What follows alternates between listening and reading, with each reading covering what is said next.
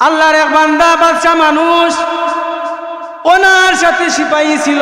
বাদশা ডাক দিয়া বলে, রে সেনাপতি চলো, আজকে একটা জঙ্গলের মধ্যে যাব একটা হরিণ শিকারের জন্য। আল্লাহর বান্দা ওই বাদশার সাথে সেনাপতি চলল।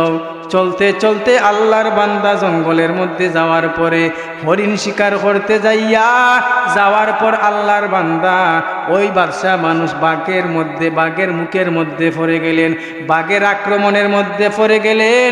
কোনো ক্রমে আল্লাহর বান্দা বাঘের মুখ থেকে দুজন মানুষ বেঁচে আসলো, কিন্তু আল্লাহর বান্দা বন্দুকটা হাতের মধ্যে থাকার কারণে একটা আঙ্গুলি বাঘে বক্ষণ করে ফেলেছে। ওই আল্লাহর বান্দা বাড়ির মধ্যে আসার পর বলে, সেনাপতি দুজন যেহেতু বেঁচে আসলাম, তাহলে আমার তো একটা আঙ্গুলি চলে গেছে। ওই সেনাপতি আল্লাহওয়ালা ডাক দিয়া বলে, ও বাদশা জাপানা, আল্লাহ যা করেছেন মঙ্গলের জন্য করেছেন। আল্লাহ ইচ্ছা করলে বাঘের দ্বারা আমাদেরকে বক্ষণ করাতে পারতেন। ওই আল্লাহর বান্দা বাদশা মানুষ এমন কথা শুনিয়া তেলে বেগুনে জ্বলে উঠল। হে সেনাপতি, আমার একটা আঙ্গুলি চলে গেছে, তুমি বলতেছো আল্লাহ যা করেন মঙ্গলের জন্য করেন। ওই আল্লাহর বান্দা সেনাপতি বলে, হ্যাঁ আমি যা বলেছি সত্য বলেছি, আল্লাহ যা করেন বান্দার মঙ্গলের জন্য করেন। ওই সেনাপতিকে ডাক দিয়া বলে, আসনি আমার ঘরের মধ্যে মন্ত্রী মশাই, ওই সেনাপতিকে জেলের মধ্যে ভরে দাও, আমার আঙ্গুল হারিয়ে ফেলেছি। ওই আল্লাহর বান্দা বলে, আল্লাহ যা করেন মঙ্গলের জন্য করেন। ওই সেনাপতিকে জেলের মধ্যে ভরিয়ে দেওয়া হলো। আল্লাহর বান্দা যাইতে যাইতে যাইতে যাইতে কিছুদিন যাওয়ার পরে আবার হঠাৎ করে হরিণ শিকার স্বপ্ন জাগলো, শখ জাগলো।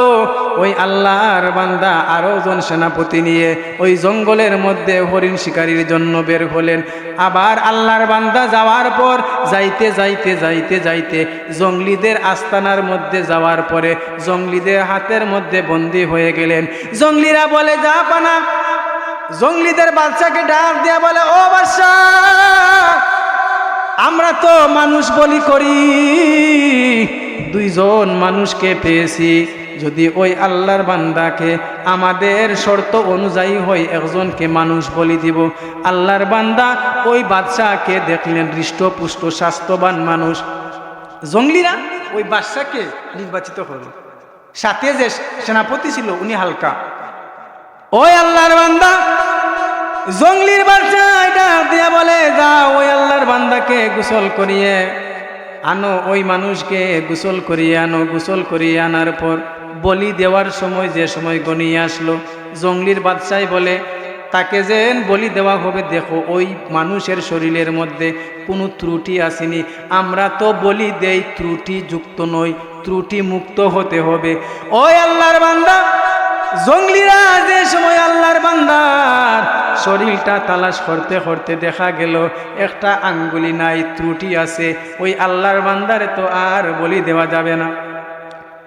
জঙ্গলির বাচ্চার কাছে যাওয়ার পর বলে, ও বাচ্চা, ওই যে আল্লাহর বান্দাকে বন্দি করেছি, স্বাস্থ্যবান হৃষ্টপুষ্ট, তার তো একটা আঙ্গুলি নাই, শরীরের মধ্যে খুঁত আছে, তাকে তো বলি দেওয়া যাবে না।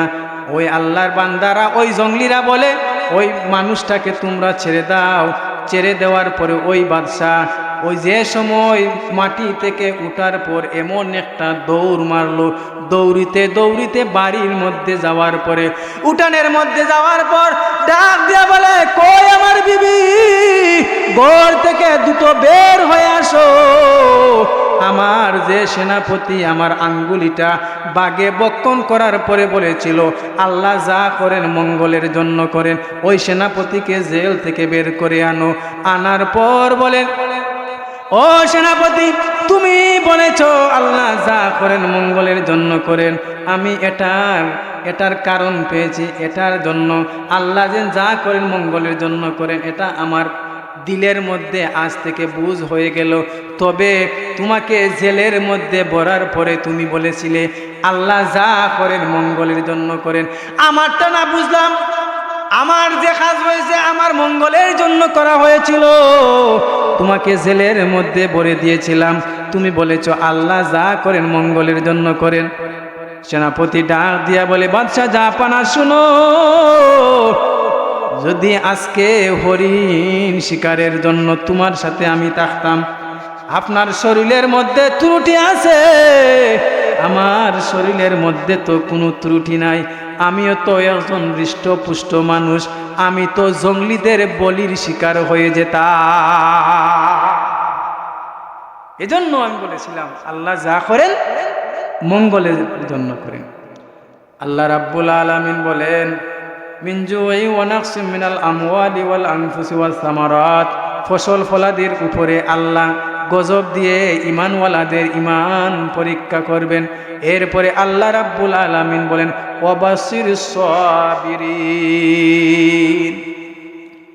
যারা এই সমস্ত কিছুকে অপেক্ষা করে সবর করতে পারবে, ধৈর্য ধারণ করতে পারবে, তাদের জন্য আল্লাহ রাব্বুল আলামিন মহা পুরস্কার, সবরকারীকে আল্লাহ দুনিয়াতে পুরস্কৃত করবেন এবং মরণের পরেও আল্লাহ রাব্বুল আলামিন পুরস্কৃত করবেন। দুরূদ শরীফ পড়ুকা, আল্লাহুম্মা সাল্লি আলা সাইয়্যিদিনা মাওলানা